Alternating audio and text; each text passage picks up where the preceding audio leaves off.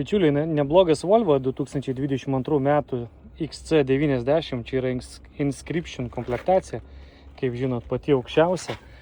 Pabraižymai yra ant bamperio, tokią gražią šviesią spalvą turi. Beveik 79 000 mylių.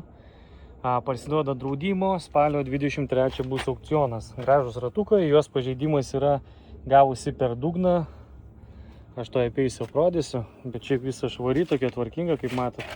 Kosmetinių pabraižymų taip pat daug neturi. Geros Pirelli padangos įdėtos, Partronikai, šviesus salonas, mėgstama Harman Kardon aparatūra, medis gražus, oda, odinė panelė, šviesios rekarinės sėdynės, o yra iššokusios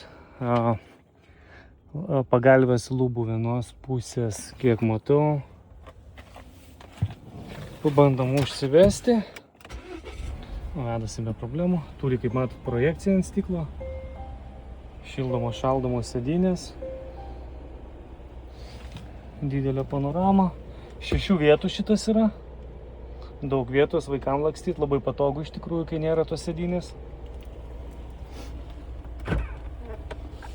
Visos knygutės, viskas dar kaip iš salono, viskas nauja. Geri metai iš tikrųjų. Taip, einam toliau pasižiūrėti.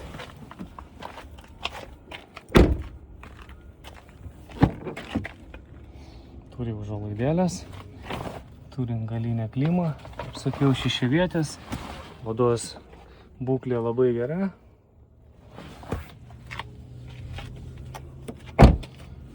Labai švarus automobilis, pabraižymų labai nedaug, čia nusivalo.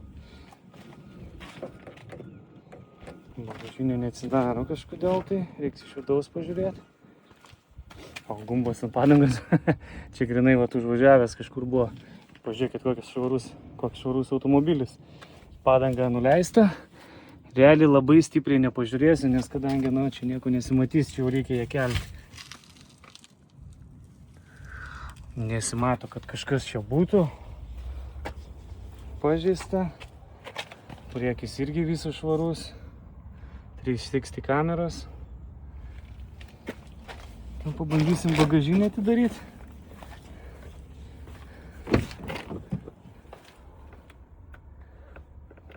Ne, bagažinė irgi neatsidaro, kažkas yra užstrigę. Bet sėdynės viskas veikia. Superinis modelis, superinė komplektacija.